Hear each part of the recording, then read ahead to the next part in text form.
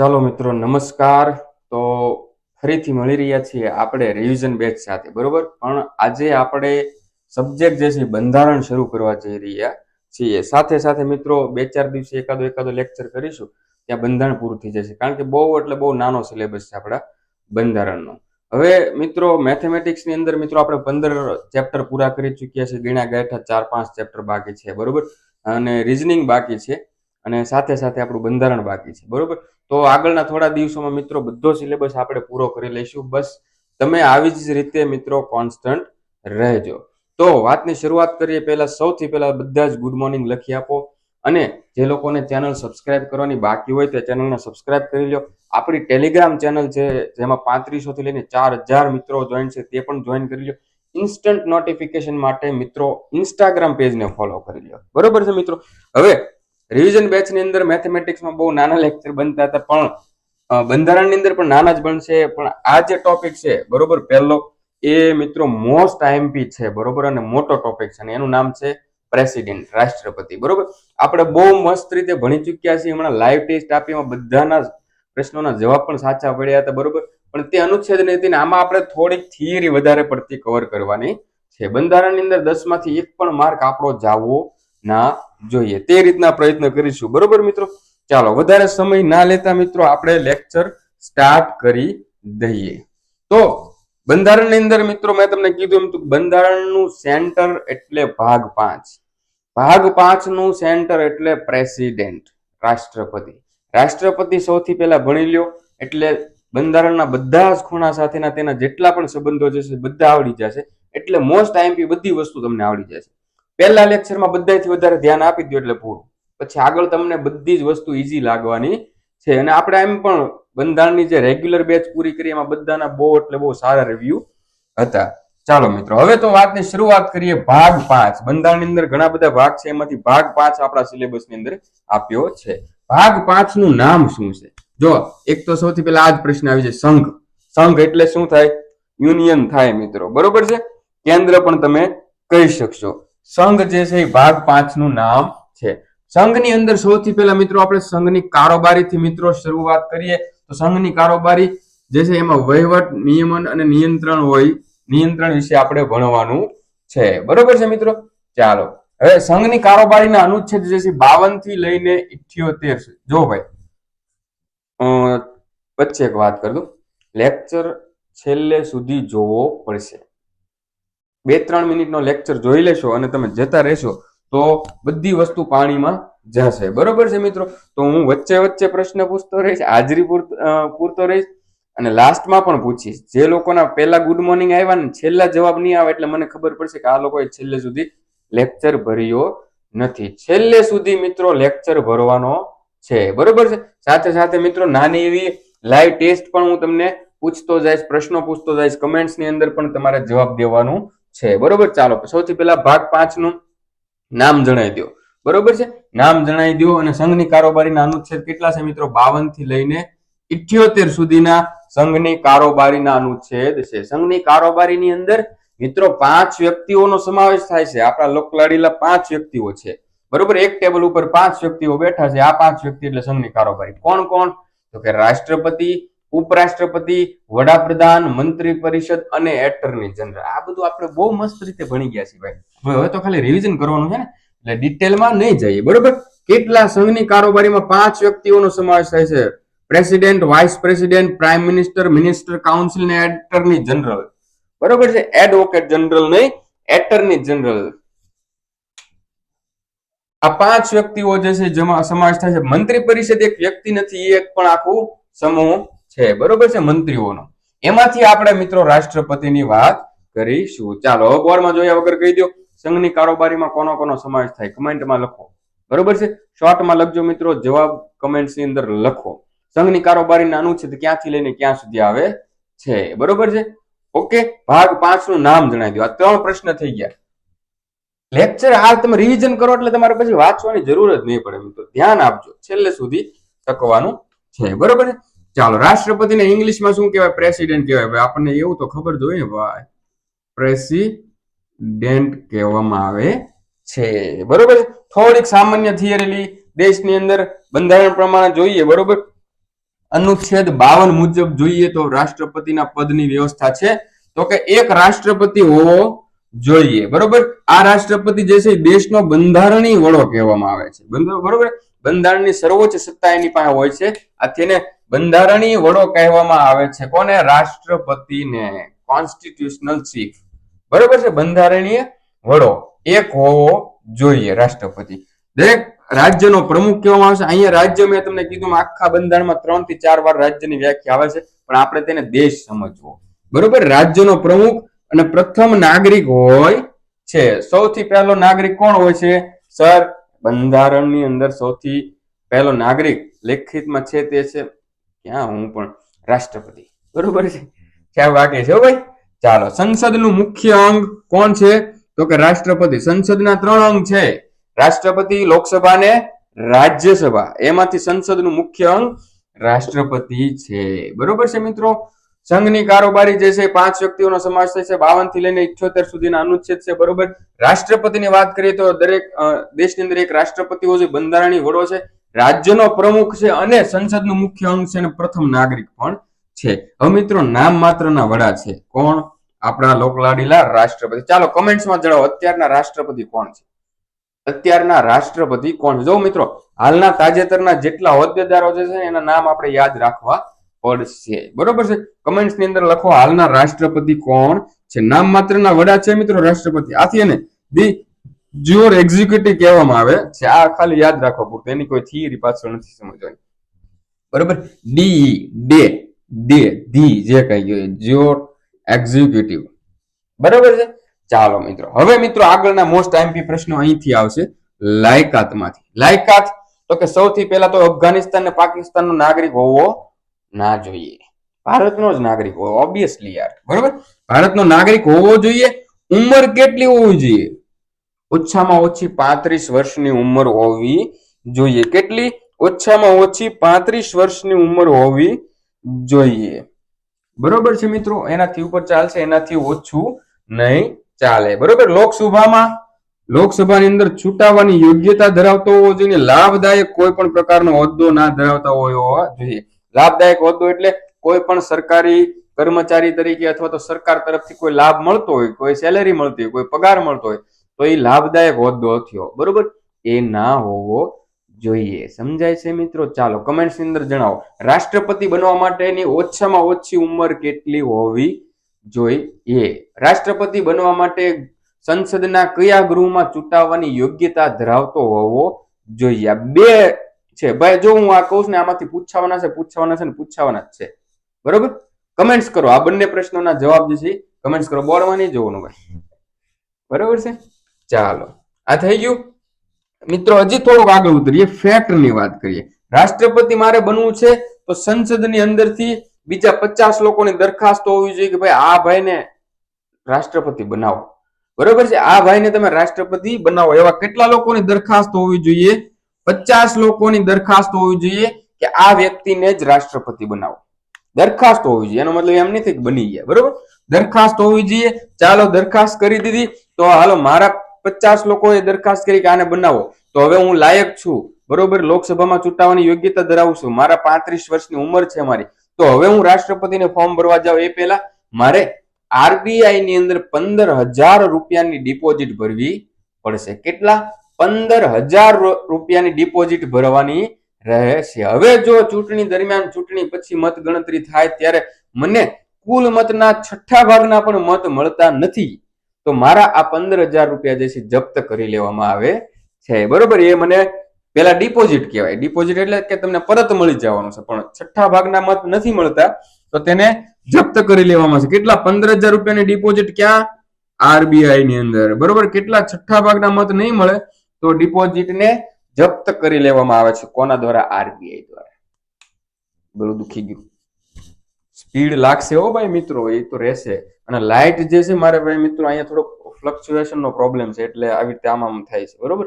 થોડુંક આપણે એડજસ્ટ કરીશું, બરોબર. જો ભાઈ અહીંથી લઈને એટલા સુધીમાં 10 થી 12 પ્રશ્ન થઈ ગયા, જે તમને આવડવો જોઈએ. સરળ છે, એવું તો કઈ છે નહીં પરાણે આપણે યાદ રાખવા પડશે.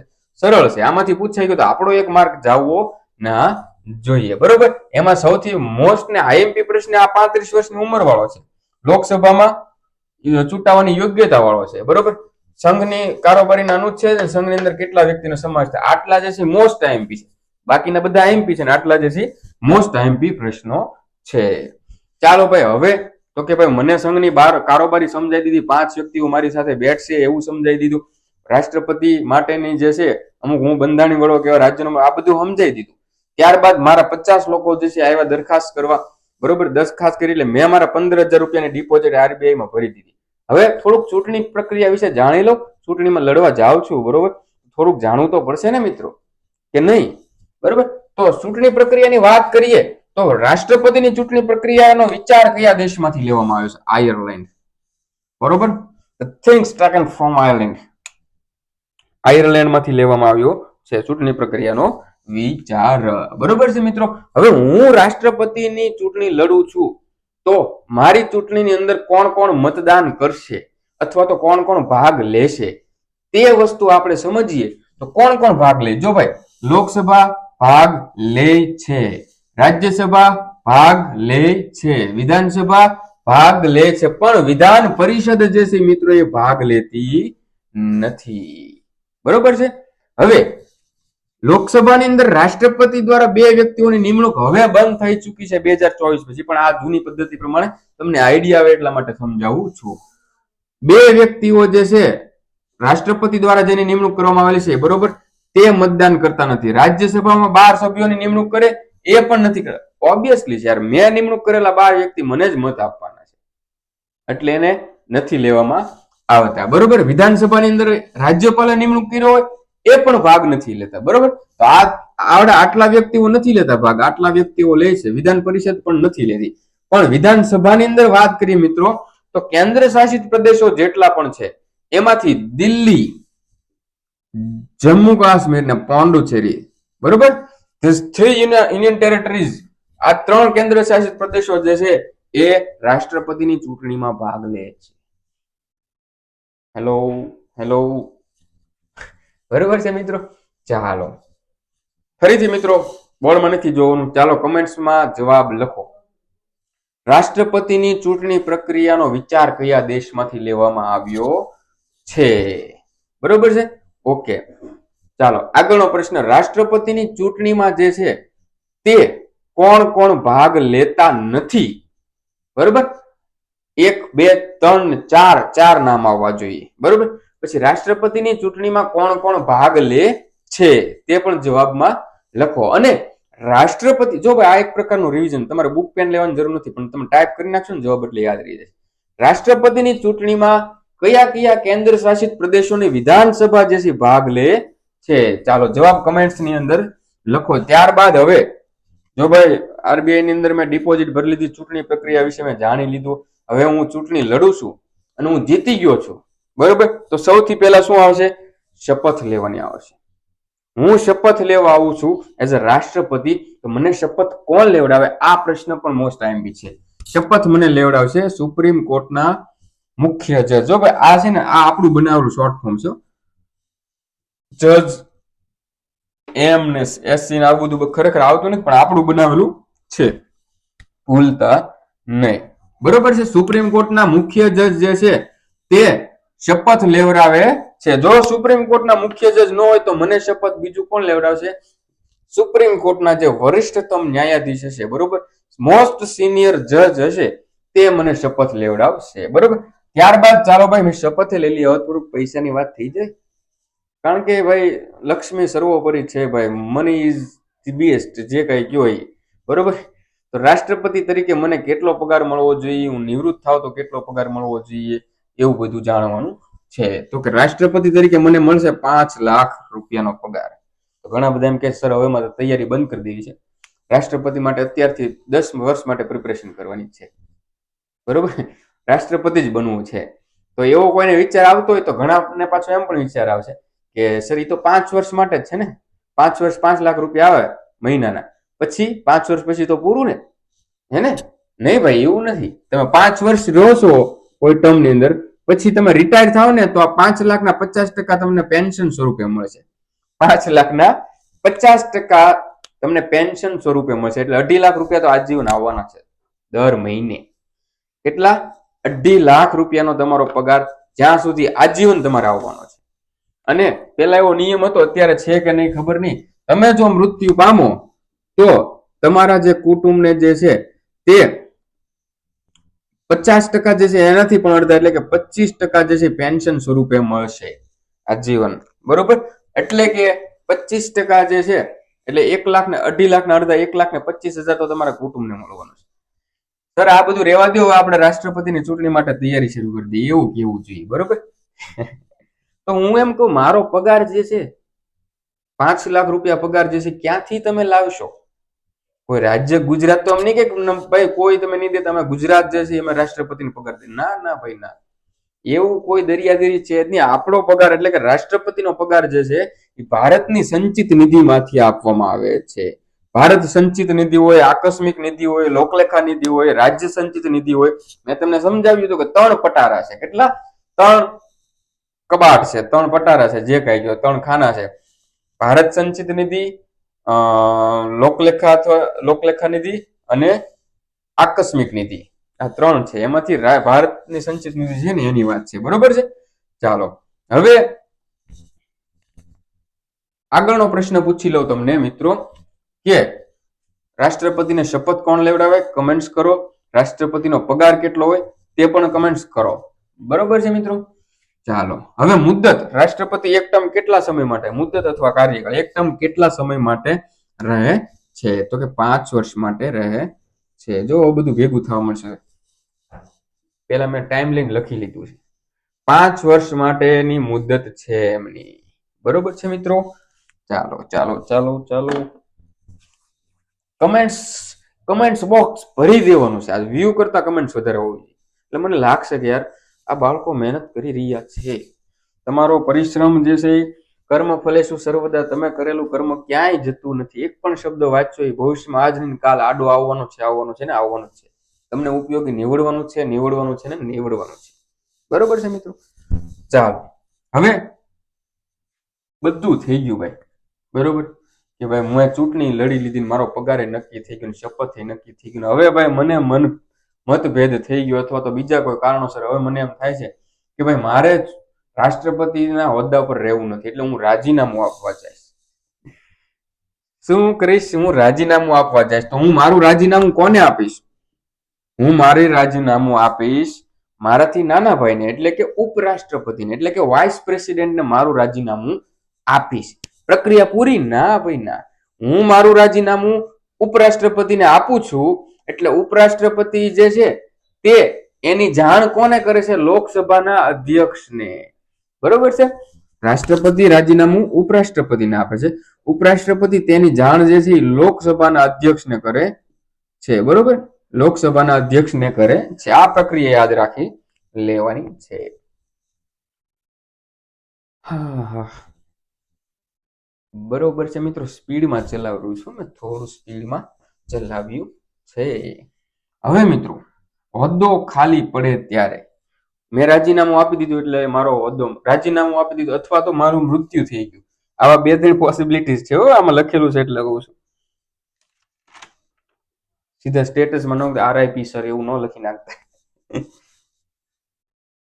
Rest in peace. ચાલો ભાઈ, રાજીનામું અથવા મૃત્યુના સંજોગોમાં મારી જગ્યાએ કામ કરશે એઝ એ રાષ્ટ્રપતિ કોણ? નાનો ભાઈ ઉપરાષ્ટ્રપતિ જે છે રાષ્ટ્રપતિ તરીકે કાર્ય કરે છે. બરોબર છે. પણ ઈ આજીવન થોડો કામ કરી શકે, એના માટેની એક લિમિટ સેટ છે. 6 મહિના તે મેક્સિમમ ઈ રાષ્ટ્રપતિ તરીકે રહેશે. 6 મહિનાની અંદર ફરજિયાતપણે ચૂંટણી કરાવી લેવાની રહેશે. બરોબર છે. કોની? રાષ્ટ્રપતિની. હવે હું ન હો તો મારી જગ્યાએ ઉપરાષ્ટ્રપતિ રહે, અને ઉપરાષ્ટ્રપતિ પણ નથી તો મારી જગ્યાએ કોણ રહેશે? સુપ્રીમ કોર્ટના મુખ્ય જજ. બરોબર. હોદ્દો ખાલી પડે તો રાષ્ટ્રપતિની જગ્યાએ ઉપરાષ્ટ્રપતિ આવશે. એ મેક્સિમમ 6 મહિના રહેશે. 6 મહિનાની અંદર રાષ્ટ્રપતિની નવી ચૂંટણી થઈ જવી જોઈએ. બરોબર. ઉપરાષ્ટ્રપતિ પણ ના હોય તો સુપ્રીમ કોર્ટના મુખ્ય જજ જે છે કામ કરશે. બરોબર છે મિત્રો. ચાલો, કેવા સંજોગોમાં મારો હોદ્દો ખાલી પડે? તો કે હું જો 5 વર્ષ પૂરા કરી લઉં તો મારો હોદ્દો ખાલી પડે.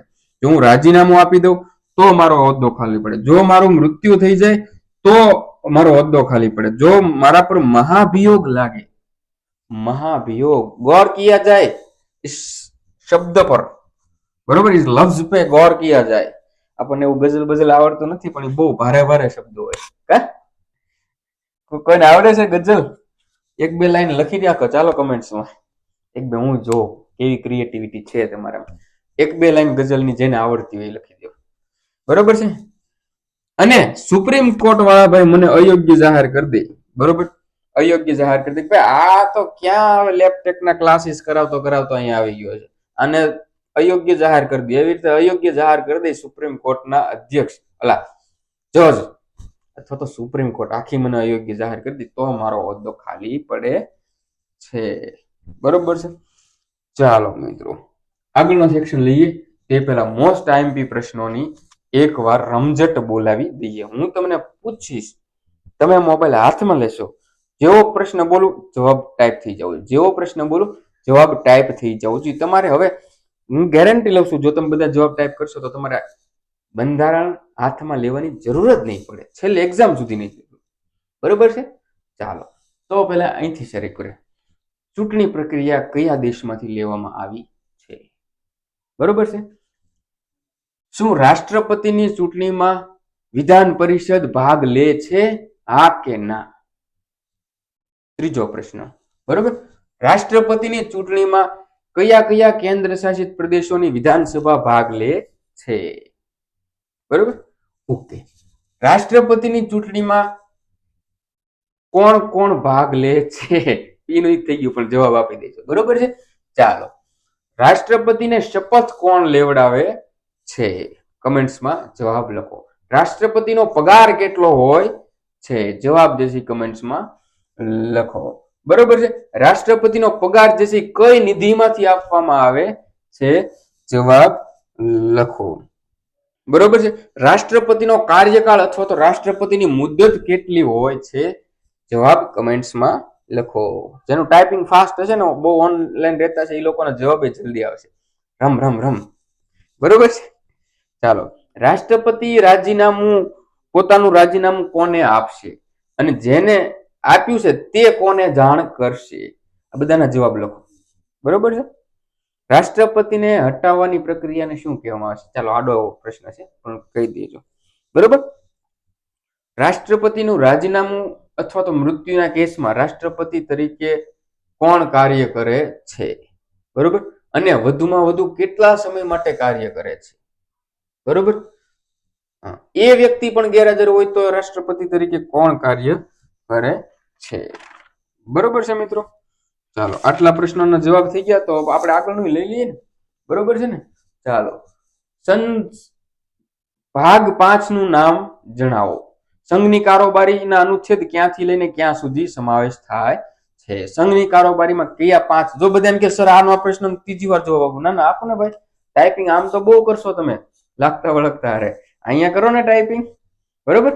5 વ્યક્તિઓનો સમાવેશ થાય, 5 વ્યક્તિના ટૂંકમાં નામ આપો. ચાલો, તમારી પર દયા યાચના કૃપા ગુણ રાખી ટૂંકમાં નામ લખજો, બરોબર છે. ચાલો, રાષ્ટ્રપતિને નામ માત્ર ના વડા કહેવાય ને, ઓલું ઇંગ્લિશમાં એક વાક્ય હતું, એને શું કહેવાય? એવું કંઈક લખી દેવાનું, બરોબર છે. ઓકે, રાષ્ટ્રપતિ જે છે બનવા માટે ઓછામાં ઓછી ઉંમર કેટલી હોવી જોઈએ? સંસદના જે હેન્ડસ્પ્રી લગીને બેઠા છે ને એને છે ને આનો અવાજ વધારે આવશે, જોજો. આવ્યો. રાષ્ટ્રપતિ બનવા માટે સંસદના કયા ગૃહમાં ચૂંટાવાની યોગ્યતા હોવી જોઈએ, બરોબર છે. અને રાષ્ટ્રપતિ બનવા માટે કેટલા લોકોની દરખાસ્ત હોવી જોઈએ, કેટલી ડિપોઝિટ કઈ બેંકમાં જમા કરવાની, કેટલા ભાગના મત ના મળે તો એ જપ્ત થઈ જાય છે, બરોબર છે મિત્રો.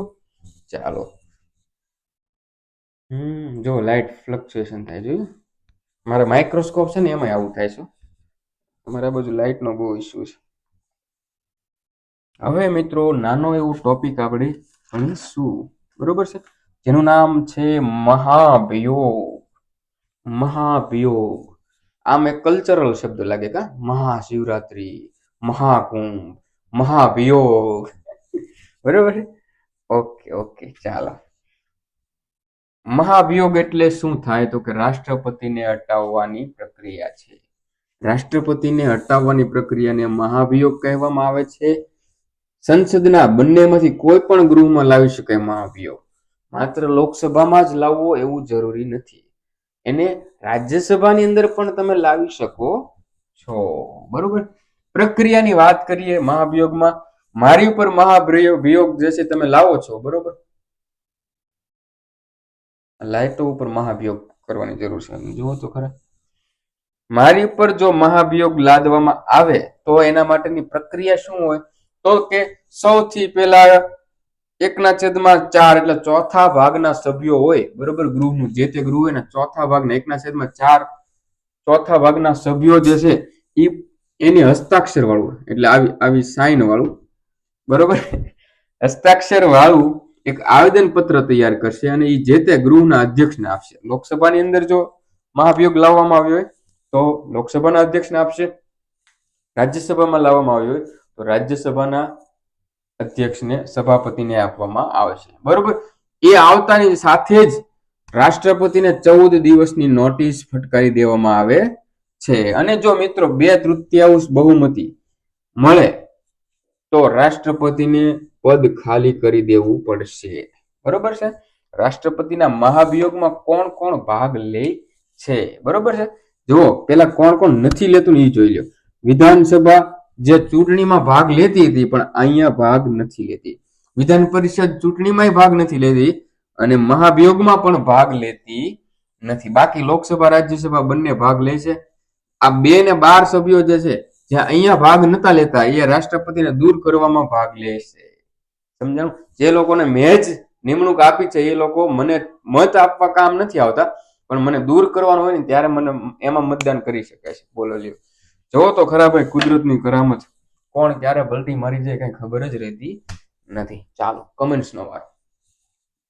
રાષ્ટ્રપતિને હટાવવાની પ્રક્રિયાને શું કહેવામાં આવે છે? ત્રીજી વાર આવ્યો સર. હવે કેટલીક વાર લખો ને ભાઈ, હવે ટાઈપિંગ સ્પીડ વધશે તમારી, બરોબર. રાષ્ટ્રપતિને હટાવવાની પ્રક્રિયાને શું કહેવામાં આવે છે? બરોબર. રાષ્ટ્રપતિને હટાવવાની પ્રક્રિયા જે છે, બરોબર, કયા ગૃહમાં લાવવામાં આવે છે? એનો જવાબ પણ એક નાના એવા વાક્ય સ્વરૂપે આવશે. પદ્ધતિની વાત કરીએ, એની પ્રક્રિયાની વાત કરીએ તો કેટલામાં ભાગના સભ્યોનું હસ્તાક્ષર વાળું આવેદન પત્ર તૈયાર કરવાનું હોય છે ગૃહના, બરોબર. અને એ આવેદન પત્ર કોને આપવામાં આવે છે? આ 2 પ્રશ્ન થઈ ગયા, બરોબર. ત્યારબાદ કેટલા દિવસની નોટિસ ફટકારવામાં આવે છે? મને એટલે કે રાષ્ટ્રપતિને, બરોબર છે. અને કેટલી બહુમતી મળે તો મારે મારો હોદ્દો ખાલી કરી દેવો પડશે, બરોબર છે. કોણ કોણ ભાગ નથી લેતું રાષ્ટ્રપતિની ચૂંટણીમાં? કમેન્ટ્સમાં લખો, બરોબર. કોણ કોણ ભાગ લે છે? કમેન્ટ્સમાં લખો, બરોબર મિત્રો. જો આ બધાથી 100-200 કમેન્ટ્સ તો એક વ્યક્તિની થઈ જ જાય છે. 100-200 તો થાવી જ જોઈએ ને ભાઈ, બરોબર છે. ચાલો, હવે મિત્રો આજનો લેક્ચર તો અહીંયા ઓલમોસ્ટ પૂરો જ કરી દેવાનો છે. આપણે આનાથી વધારે નથી ખેંચવાનું, બરોબર. પણ થોડાક આપણે અહીંયા જે અનુચ્છેદ ઉપર છેલ્લા જે છે એની વાત કરી. રાષ્ટ્રપતિનો પદનો અનુચ્છેદ 52 છે ને, તો અહીંયા જો મેં તમને 52 લખી આપ્યો છે, બરોબર.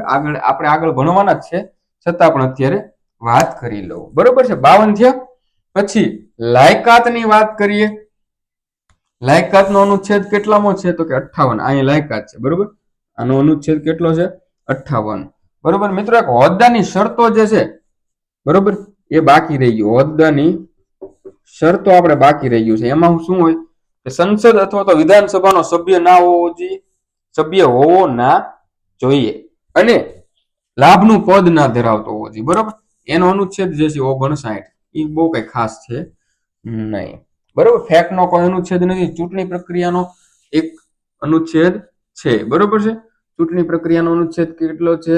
55 અને 54 જે છે એ આપણે અહીં લઈ. 54 એટલે ચૂંટણી, 55 એટલે પદ્ધતિ ચૂંટણીની, બરોબર. 54 એટલે ચૂંટણીમાં કોણ કોણ ભાગ લે છે પદ્ધતિ જે છે 55 આવી જશે. 60 એટલે શપથ થઈ જશે, બરોબર છે. 60 એટલે શપથ. પગારનો કોઈ અનુચ્છેદ નથી, પણ આ મુદ્દત અથવા તો કાર્યકાળ એનો જે છે 56મો અનુચ્છેદ છે, બરોબર. રાજીનામું નહીં પણ હોદ્દો ખાલી પડે એનો અનુચ્છેદ જે છે 62 છે, 62. આ તમને યાદ ન રહે ને તો કાંઈ વાંધો નહીં. આપણે જ્યારે અનુચ્છેદ કરીશું ત્યારે બધું યાદ રહી જશે, ટેન્શન ના લે. બરોબર છે. આ તો હું તમને કહું છું. ને એ સિવાય મિત્રો મહાવિયોગનો અનુચ્છેદ જે છે 61 છે. કેટલું ગળું દુખવા માંડ્યું કારણ કે સ્પીડ કેવી હતી આજે બોલવાની, એટલે તો આવું થાય જ ને ભાઈ. એમાં લાઈટ.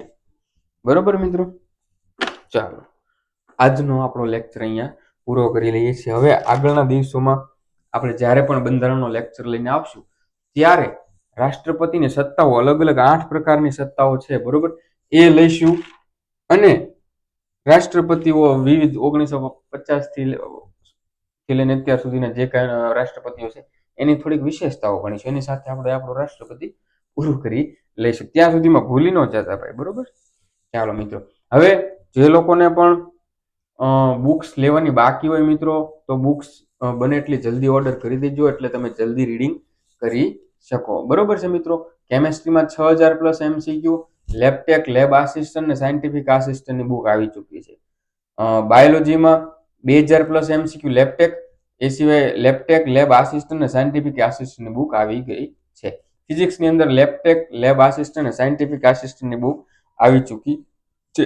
સર્ચરની જે છે મિત્રો એ પણ બુક આવી ચૂકી છે. બરોબર છે મિત્રો. બને એટલી વહેલી પરચેસ કરી લો એટલે તમે જલ્દી રીડિંગ કરી શકો. ફિઝિક્સની જે MCQ વાળી બુક જે છે એ થોડા સમયમાં આવી જશે. બરોબર છે મિત્રો. ચાલો મિત્રો, તો આજ માટે આટલું જ. વધારે કાંઈ ના કહેતા. જય હિન્દ, જય ભારત.